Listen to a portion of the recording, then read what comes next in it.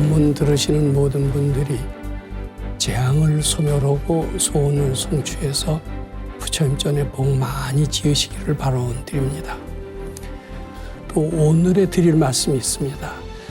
우리는 원인 지어서 결과를 받는다. 인과응보의 도리는 부처님 가르침의 가장 핵심되는 가르침입니다. 죄 지면은 벌 받고 좋은 일 하면 복 받는다. 이게 인과응보의 가르침, 이게 부처님 가르침의 핵심인데 왜 어째서 인과응보가 엄정이 되느냐, 이것에 대해서는 우리가 잘 모릅니다. 근데 그 이유가 있어요. 오늘 그 말씀 드리고요. 절체절명의 위기는 죄 지었을 때 생깁니다. 근데 이런 죄 지었을 때 생기는 절체절명의 위기를 어떻게 하면 벌을 받지 않고 넘어갈 수 있을까? 그런 말씀 또 드리도록 하겠습니다. 오늘 제가 말씀드리는 것은 바로 왜 인과응보가 당연히 있어야 되냐. 우리는 인과응보가 있다라는 진리는 믿지만 왜 인과응보인지 이건 압니까? 모릅니까? 몰라요. 모르죠. 여기 그래서 인과응보는 어째서 엄정이 일어나느냐. 조금도 틀림이 없습니다. 우리 경전 보면은 조그만 잘못을 해도 다 벌을 받는다. 이런 얘기 들었어요? 안 들었어요? 많이 들었죠. 그리고 좋은 일 해도 그 과보가 틀림없이 있다. 그림자처럼 다 집행이 된다. 이런 말씀 많이 들었습니다. 그래서 나쁜 일 하지 말고 지양막작 착한 일을 해라. 중선봉행 자정기의면 마음을 그렇게 해서 조촐히 하는 것이 불교다. 이런 얘기를 우리 많이 들었습니다. 그런데 왜 인과응보가 틀림없이 집행이 되느냐. 여기에 대해서는 모릅니다. 우리 그거 굉장히 알 수 없는 얘기지만 잘만 하면 알 수 있어요. 그거 한번 생각해 보도록 합니다. 많은 불교학자들은 또 큰 스님들은 경전 중에 경전을 화엄경이라고 합니다. 부처님의 가장 아주 깊은 핵심이 들어있는 경전을 화엄경이라고 합니다. 그 화엄경 중에서도 골자, 그것을 화엄경 사구계라고 합니다. 화엄경 사구계 중에 하나, 그것을 제가 여기 칠판에 적었습니다. 이 우리 마음이라는 것은 뭐와 같으냐 하면 뭘 만들거나 그리거나 이런 아주 장인이라는 겁니다. 장인과 같아서 능화제세간, 모든 세간에 있는 것을 다 그려낸다는 거예요. 이게 무슨 뜻이냐면 이 세상 누가 창조했다고 그러는지 아세요? 모르세요? 그럼 지금 배우세요. 화엄경에 뭐라고 그랬느냐 하면은 마음이 다 모든 것을 만들어내고 그려낸다고 그랬어요. 능화, 모든 세간에 있는 것을 다 그려낸다고 그랬어요. 요 글자로 봐서 요 화엄경의 핵심입니다. 창조주가 누구란 얘기예요? 마음이란 이야기입니다. 새로 하나 배우셨어요? 안 배우셨어요? 기독교에서는 창조주를 하나님이라고 하는데 우리 불교에서는 그런 창조주가 하나님 같은 어떤 형상이 있는 분이 아니라 우리 마음이다. 이렇게 얘기를 했습니다. 요 화엄경에 있는 얘기가 맞아요. 오온 실종생. 오온이라는 게 뭐예요? 색수 상행식. 그러니까 오온이라는 것은 모든 물질세계, 정신세계를 다 얘기합니다. 물질세계, 삼라만상. 이 삼라만상을 기독교에서는 하나님이 만들었다고 그러죠. 그런데 여기에서는 누가 만들었다고 그러냐면 우리 마음이 삼라만상도 마음이 만들고 정신세계. 정신세계는 뭐예요? 기륭화복, 영고성쇠. 이것도 다 마음이 만들었다. 이렇게 얘기를 합니다. 온이 다 마음이 만들었고 무법이 부조. 안 만든 게 하나도 없어요. 이 마음이 다 만들었다는 얘기. 내 마음의 부처가 다 만들었다는 얘기입니다. 이거 새로 하나 배우셔야 돼요. 예. 오늘 금강경이라는 깊은 법문을 들어가기 위해서는 이게 굉장히 중요한 내용이고 이것을 이해하셔야 됩니다.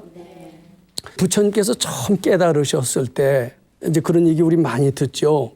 6년을 스승을 따라서 이제 공부를 합니다. 근데 스승한테 배울 게 없어요. 다 하셨어요. 스승을 다 넘어서요. 이제 스승한테 배울 게 없다. 혼자서 공부하자. 6년을 혼자 나무 아래에서 그냥 참선으로 계십니다. 밥도 안 먹어요. 그러니까 이런 넝쿨들이 칭칭 감습니다. 어떻게 배가 고픈지 등을 만지려면 배가 만져지고요. 그래서 이렇게 아주 뼈가 앙상한 그런 서가열의 수행상을 혹시 보신 적 있으세요? 예, 저는 인도 델리 박물관에 갔더니 부처님이 6년 동안 아무것도 안 먹고 안 드시면서 오로지 깨달음만 위해서 6년을 고행하시는 그 모습을 동상으로 만들어서 델리 박물관에 있는데 그것도 아마 우리나라 박물관에 많이 있는 것으로 알고 있습니다. 이 6년 동안 고생을 하시면서 그 경전이 뭐라고 나왔느냐면 과거의 그 누구도 미래의 누구도 나처럼 고생한 사람은 없을 것이다. 이제 이런 그 말씀을 하십니다. 그러다가 이 고행 끝에는 깨달음이 생기는 게 아니다. 건강을 회복해야 되겠다. 그래서 유미죽을 쓰는 소녀로부터 유미죽을 받아 자시고 건강을 회복하셨다는 얘기 들으셨어요? 못 들으셨어요? 못 들으셨어요? 이것도 오늘 많이 배웁니다. 예, 많이. 창조주가 누구라는 것도 배우고 부처님이 처음에 6년은 스승을 따라서 공부하시다가 나중에 어떻게 했어요? 혼자 공부하셔서 12년을 공부하셨습니다. 그래서 19에 출가를 하셔서 31살 될 때 이제 건강이 너무 쇠약해서 안 되겠다. 이래갖고서 유미죽을 받아 자시면서 건강을 회복하시고 건강이 있어야 공부도 되겠구나. 그렇게 수도를 하다가 나볼 8일 날 새벽에 별빛을 보고 크게 깨치셨다. 이 얘기는 아시죠? 네. 예, 크게 깨치셔서 이제 세상의 모든 이치가 다 알아진 것, 깨쳤다라는 것은 다 알았다는 뜻입니다. 네. 예. 분별이 다 사라졌다는 뜻입니다. 모든 장애가 다 사라졌다는 뜻입니다. 그리고 다 알았어요.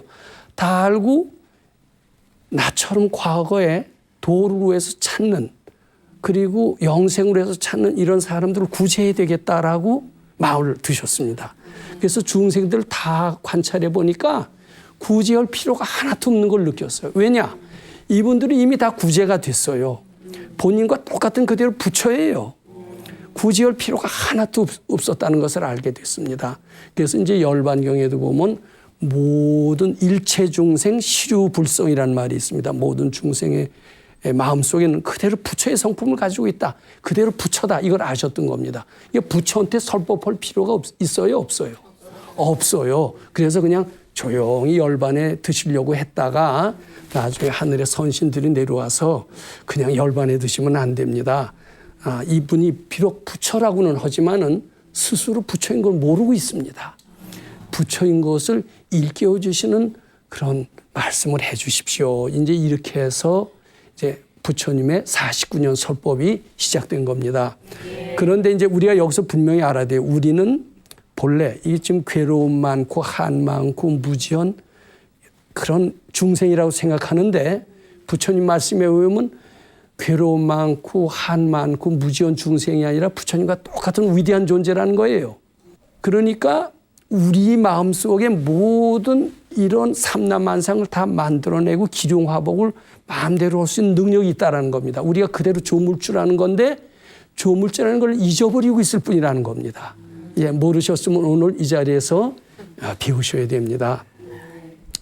그래서요, 그러면 벌은 왜 받느냐?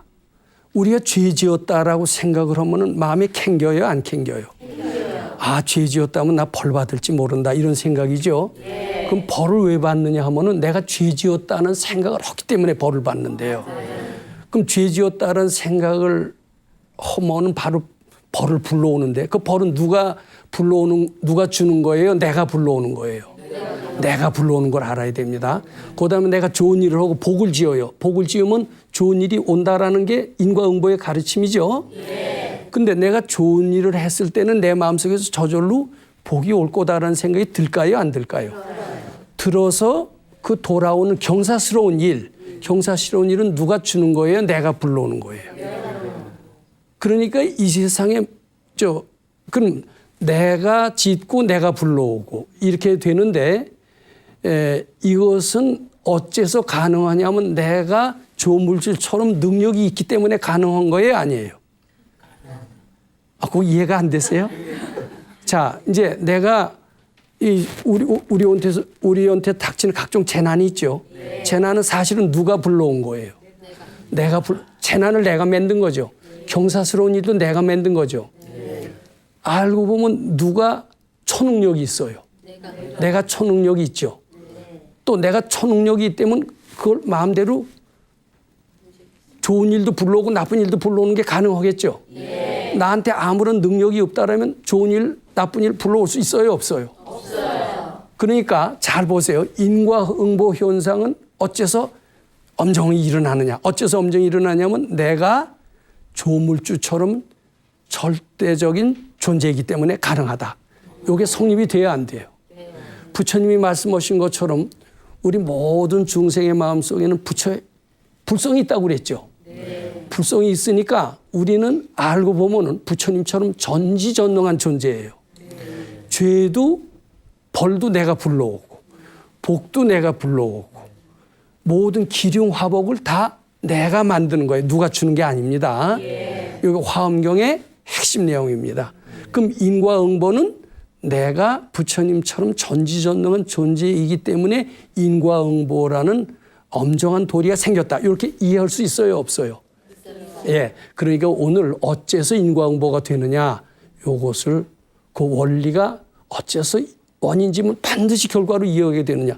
원인지면 반드시 결과로 된 게 아니라 내가 그렇게 마음으로 캥기니까 벌을 불러오고 내 마음에 자신감이 있으니까 복을 불러온다. 이렇게 이해하셔야 됩니다. 네.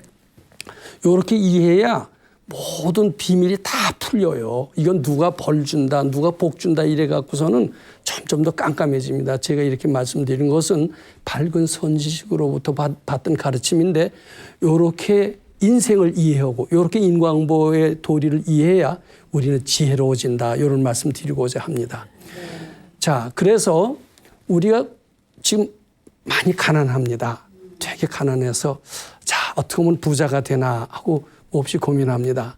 어떻게 하면 우리는 참 하루에 뭐 10,000원벌이도 안 돼서 이러다간 참 살기도 힘든데 다른 사람은 어떻게 이렇게 잘 사는지 모르겠다. 우리도 다른 사람 잘 살 수 있을까 하고 이제 이런 문제 때문에 이제 스님한테 가서 가끔 상담을 할 수가 있습니다. 그럼 이제 대개 스님들이 뭐라고 그러냐면 너는 전생에 남한테 베풀지를 않고 인색해서 그렇게 가난하게 사는 거다. 대개 이런 법문 하세요, 안 하세요?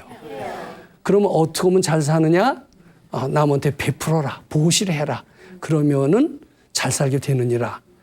자, 그게 바로 인과응보의 도리죠. 그다음에 이제 내가 이렇게 굉장히 잘 살아요. 노력도 안 해도 돈이 잘 벌려요.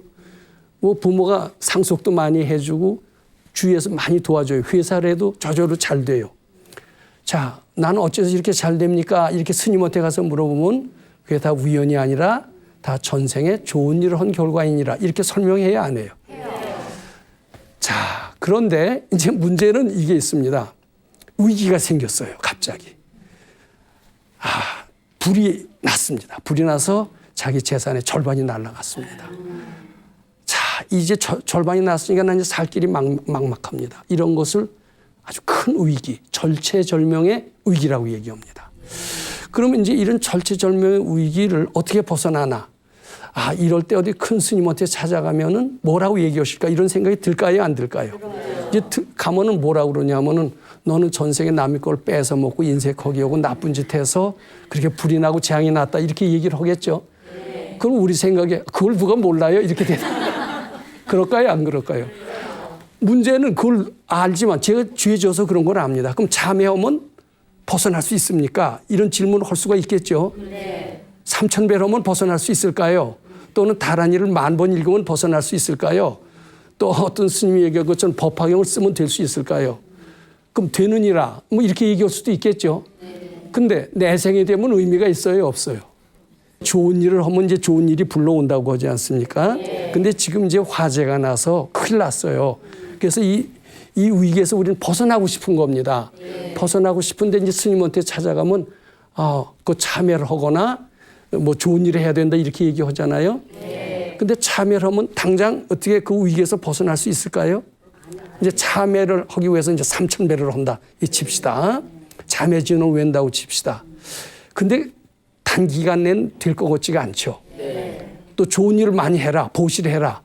그럼 보시 오면 바로 가난이 면해서 부자가 된다거나 이런 거 우리 생각할 수 있어요, 없어요? 내 생에는 될지 몰라도 당장은 안 되죠. 그럼 그런 불법은 실감나는 불법이에요? 실감나지 않는 불법이에요?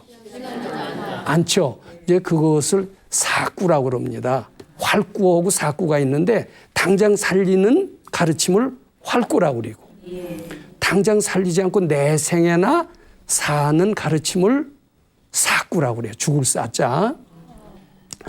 자, 우리는 활구법문이 필요해요? 사구법문이 필요해요?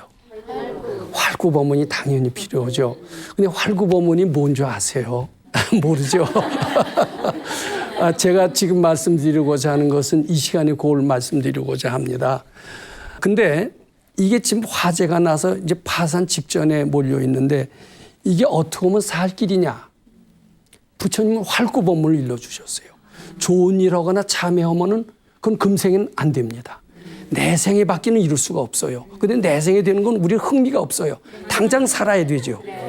당장 살기 위해서는 어떤 법문이 필요하냐? 당장 화재에서 벗어나서 가난에서 벗어나서 부자가 되는 길은 무엇이냐? 이 현실이 꿈이면 돼요. 이 생각이 착각이면 돼요.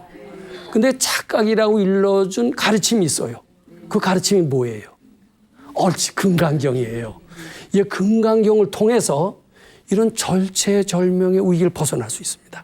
자, 금강경 제가 가르침 하나만 말씀드릴게요. 금강경 가르침 제5번에 뭐라고 말씀하셨느냐 하면은 범소유상은 개시허망이라 약견재상이 비상이면 직견열애니라 이제 이런 구절이 나옵니다. 요거 금강경의 내용을 아주 요약한 함축된 그런 간단한 표현입니다. 이제 그걸 우리말로 쉽게 해석을 한다라면은 모든 위기라고 생각하는 것은 다 착각이다. 이런 뜻입니다. 꿈과 같은 것이다. 착각인 줄만 분명히 안다면. 근데 우린 착각으로 알아요. 화재가 나서 나 죽겠다. 그리고 이것을 실제로 받아들여요.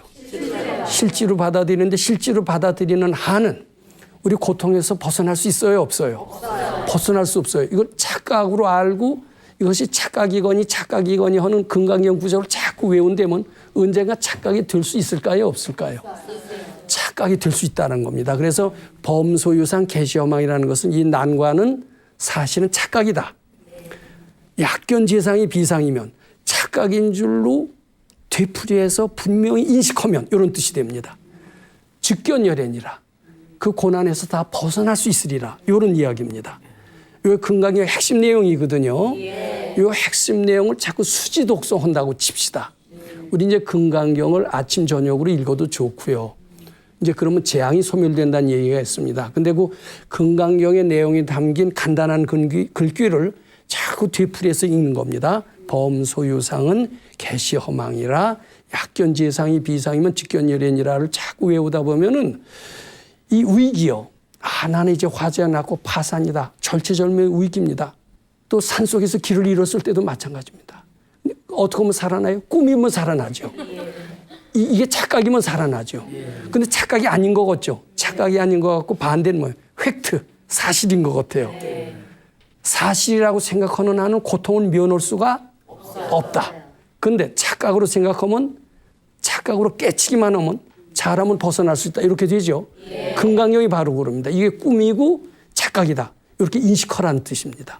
이게 자꾸 하다 보면은 가난에서 벗어나요.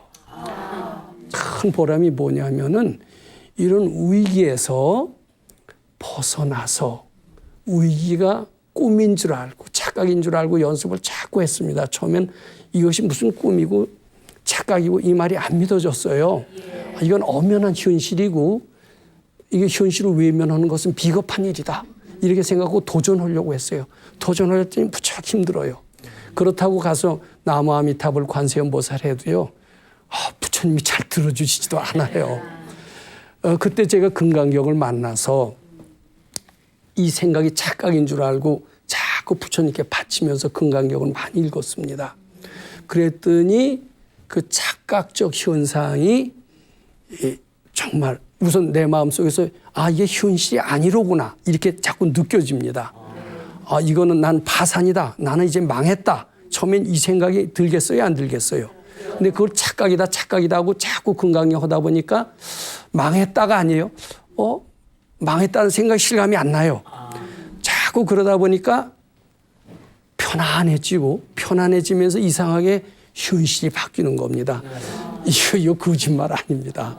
근데 요렇게 해서 그런 정말 절체절명의 위기를 극복한 위대한 신뢰가 있어요. 저는 소소한 신뢰가 꽤 많은데 오늘은 저 자신의 경험 이야기보다도 우리 선생님께서 훌륭하신 선지식께서 실천하신 그 위대한 신뢰의 얘기를 한번 들어보시도록 하는 게 좋습니다. 제가 훌륭하신 선생님이고 스승이고 위대하신 선지식이다. 제가 그 밑에서 5년 동안 4년 동안 공부했다 이런 말씀을 드렸잖아요. 네. 이제 그분이 어떤 분이신가 하면은 1897년 지금으로부터 한 20년 전에 이제 서울에서 태어나셨습니다. 서울에서 태어나셔서 일제시대 때죠. 태어나셔서 일찍이 나라가 망해갈 때니까 이제 독립운동의 뜻을 품으시고 이제 상해로 갔어요. 상해로 가서 독립운동을 하려고 보니까 이 독립운동은 그냥 주먹 갖고 하는 게 아니다. 많이 배워야 된다. 이제 주위에서 그런 권유에 의해서 일찍이 유럽으로 유학을 가셨습니다. 아마 불교계에서 많은 도움을 얻으셨던가 봐요. 그때 우리 선생님께서는 승려셨기 때문에 불교계에서 지원을 받아서 고등학교를 프랑스에서 나오시고 대학을 독일에서 했습니다. 그래서 한국인 최초로 독일에서 철학 박사를 얻으셨어요. 그때 1926년인가 그런데 박사가 아주 드문 시절에 더군다나 그때 선진국인 독일에서 박사를 받았다니까 한국에서는 아주 참 천재가 나타났다. 이렇게 하면서 사람들이 아주 놀라워했었습니다. 그래서 이제 박사를 받아갖고선 한국에 왔을 때 자부심이 대단했대요.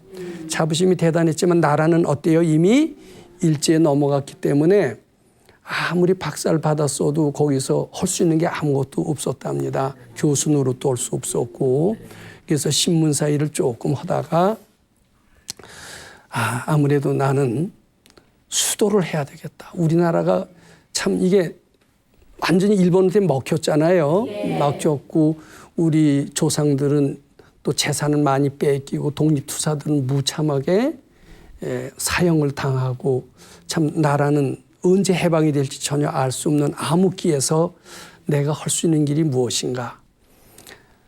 우리나라가 언제 해방이 될까. 독일에서 철학 박사를 받았지만 철학 박사 실력으로 우리나라가 언제 해방이 되는가를 알 수 있을까요? 없을까요? 도저히 알 수가 없죠. 학교에서 배운 지식교육과 지혜교육은 같아야 틀려요.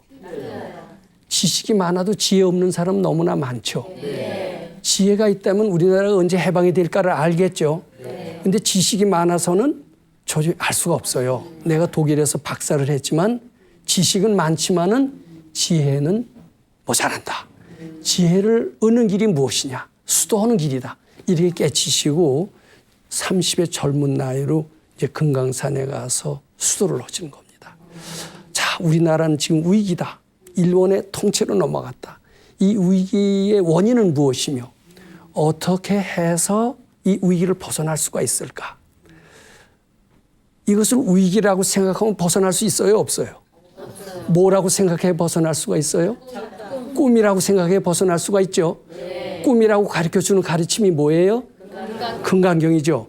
금강경을 공부하면은 이 절체절명의 대한민국의 위기가 꿈으로 알게 되고 그렇다면은 거기서 벗어날 수 있는 지혜를 얻을 수도 있지 않겠느냐 이렇게 생각을 하시고 금강산에 들어가셔서 이제 아마 금강경 공부를 열심히 하시면서 우리나라가 어째서 일본한테 먹혔으며 그 원인은 무엇이며 언제 해방이 될 것인가 이것을 열심히 금강경을 통해서 이 현실이 착각이다, 꿈이다 이렇게 알면서 그 언제 해방이 되고 왜 일본한테 먹혔나 이 원인을 알려고 열심히 수도하셨다고 그럽니다. 수도해서 알아지면 그게 깨치는 거죠.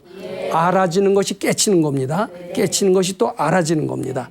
깨쳤다고 그러면서 모르면 제대로 깨쳤어요? 못 깨쳤어요?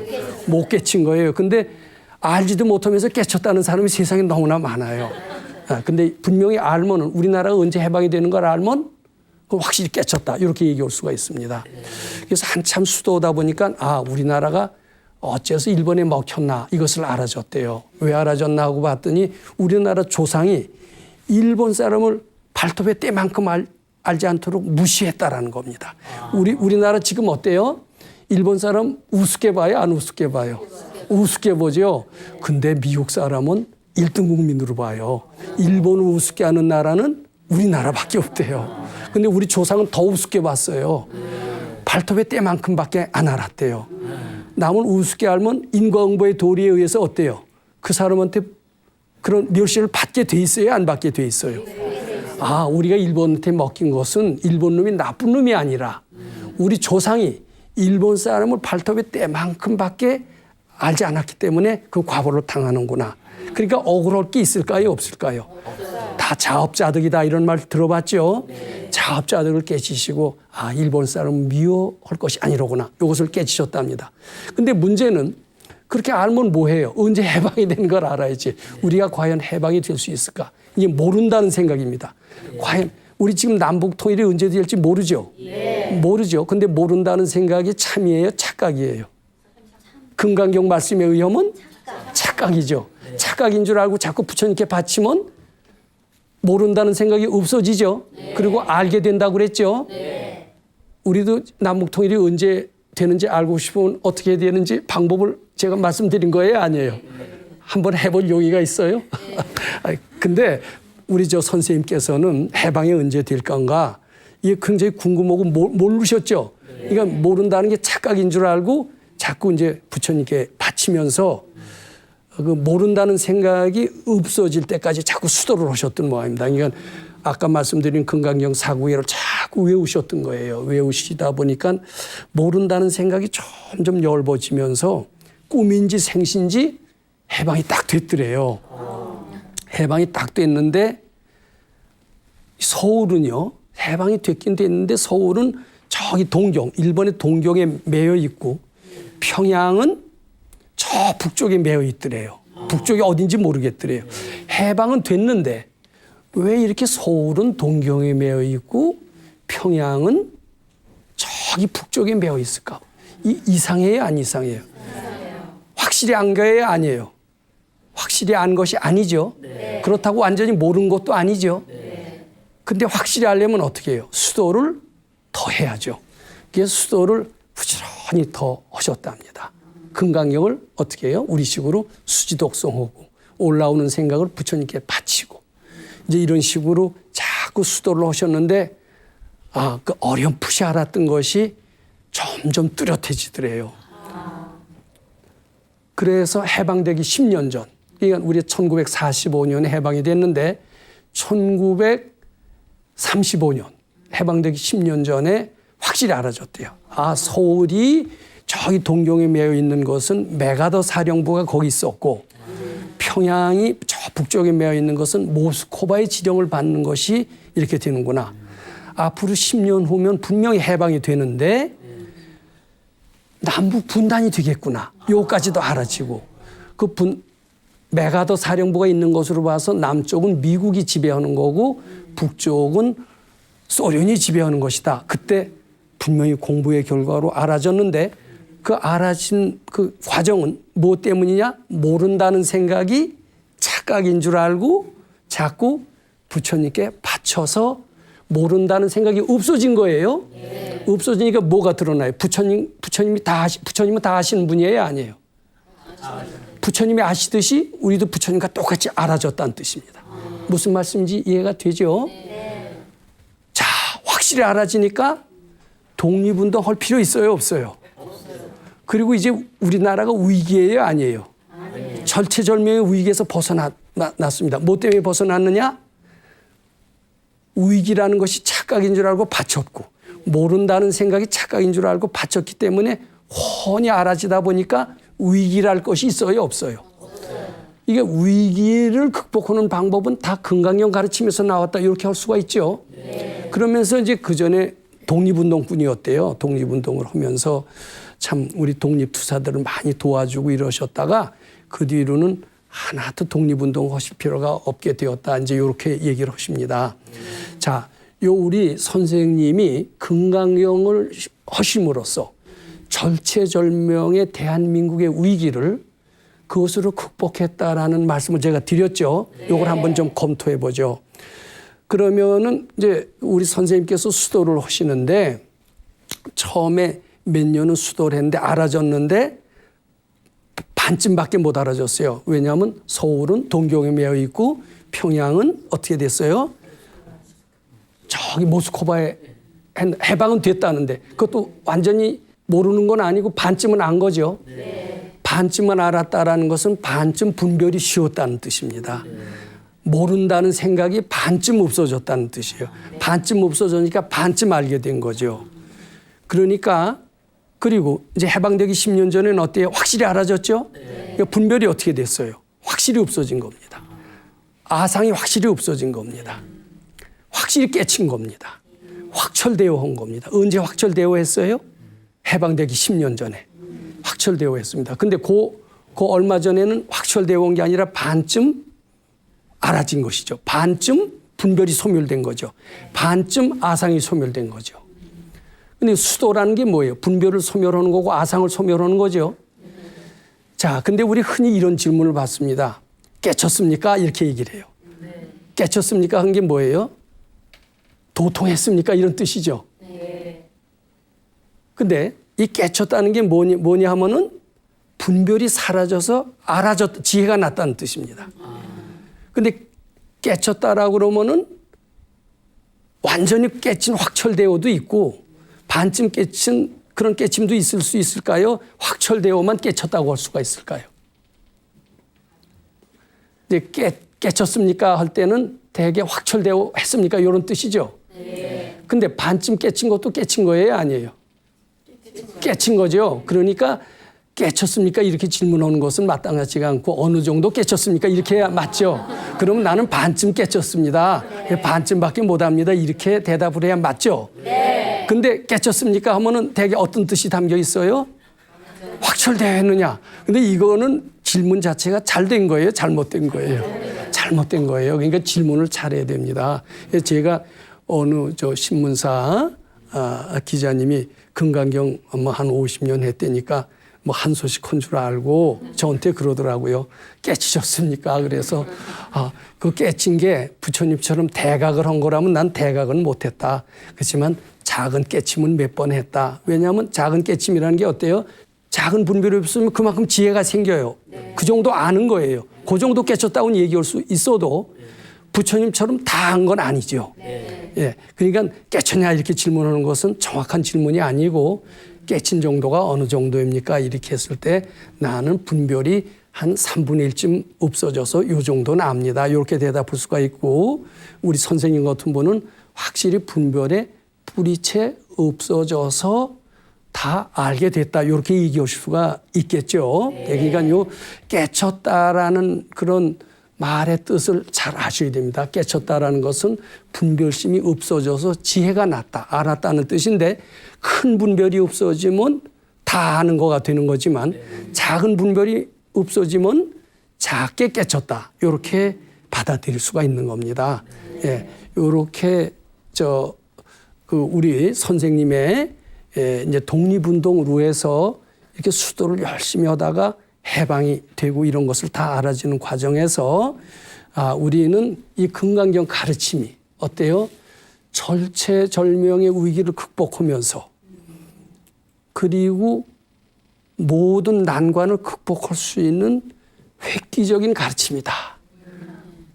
우리 선생님이 그렇게 해서 본인의 위기는 물론 나라의 위기에 극복됨을 아셨듯이 누구든지 그렇게 분별심을 부처님께 착각인 줄 알고 바쳐서 해탈하면은 위기를 극복하고 난관을 해소하고 거기에 걸맞는 지혜를 얻게 된다.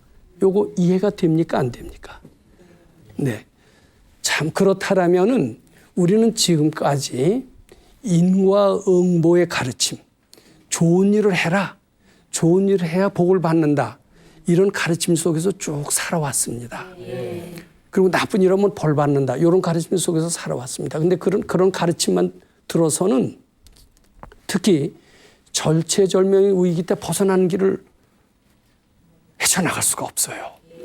그 헤쳐나오는 길은 금강경 가르침이고, 이 금강경 가르침은 어떻게 보면 지금까지의 불교 사정에 상당히 획기적인 그런 공부법을 제시하는 것이다. 이런 것을 어렵지 않게 우리가 이해할 수 있다. 이렇게 말씀드리고자 합니다. 그리고 이제 참고적으로 말씀드린다면 깨침에는 아주 큰 깨침, 즉 대각만 있는 줄로 알지만 대각이 있는 것이 아니다. 대각을 하는 경우는 아주 좀 드문 경우가 되고 작은 깨침도 얼마든지다. 근데 작은 깨침을 하면은 확철되어 오고 이 세상을 훤히 알지는 못해도 고난이 변해서 행복으로 변합니다. 근데 우리는 수도는 깨치는 가르침으로 알지 행복해지는 가르침으로 알지를 않습니다. 어떻습니까? 불교는 뭐 때문에 믿습니까? 그렇게 물어보면 대개 어때요? 깨치기 위해서 믿는다 이렇게 대개 얘기하죠. 행복해지기 위해서 믿는다 이렇게 대답하는 분 봤습니까? 안 봤습니까? 못 봤죠. 근데 작은 깨침을 하면은 고난이 변해서 행복이 된다. 이렇게 봐야 돼요. 그러니까 행복을 얻기 위해서도 깨쳐야 됩니다. 작은 깨침입니다. 그다음에 무능력자가 변해서 우리는 불교를 수행을 할 때 무능력자가 능력자가 되기 위해서 수행한다. 이런 말 들어봤어요? 못 들어봤어요? 못 들어봤죠? 불교의 수행은 큰 깨침으로 해서 수행한다. 이 얘기밖에 못 들어봤죠? 근데 큰 깨침은 큰 지혜를 얻기 위해서 하지만은 작은 중간 깨침은 우리의 무능력을 바꿔서 능력으로 만듭니다.